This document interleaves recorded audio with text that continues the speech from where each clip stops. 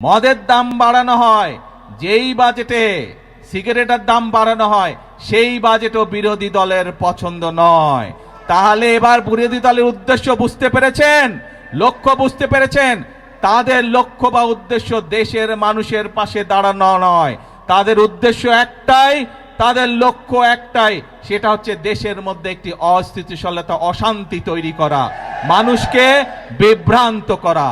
আমরা যেমন মানুষের নিত্য প্রয়োজনীয় জিনিসের ওষুধ, বিভিন্ন চিকিৎসার বিষয়ের ট্যাক্স কমিয়ে দিয়েছি যাতে সেগুলোর দাম কমে যায়, যাতে মানুষ স্বস্তিতে থাকতে পারে।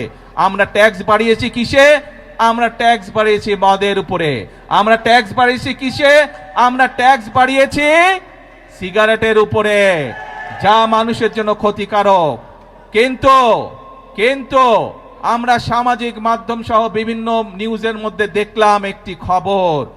সেই খবর? বিরোধী দল দেখলাম বলছে যে এই বাজেট তারা মানে না, গণবিরোধী বাজেট মানে না।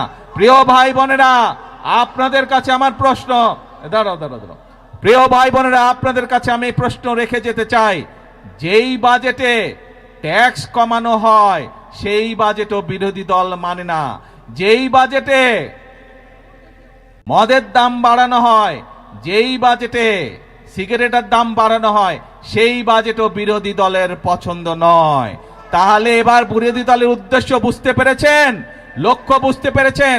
তাদের লক্ষ্য বা উদ্দেশ্য দেশের মানুষের পাশে দাঁড়ানো নয়, তাদের উদ্দেশ্য একটাই, তাদের লক্ষ্য একটাই, সেটা হচ্ছে দেশের মধ্যে একটি অস্থিতিশীলতা, অশান্তি তৈরি করা, মানুষকে বিভ্রান্ত করা।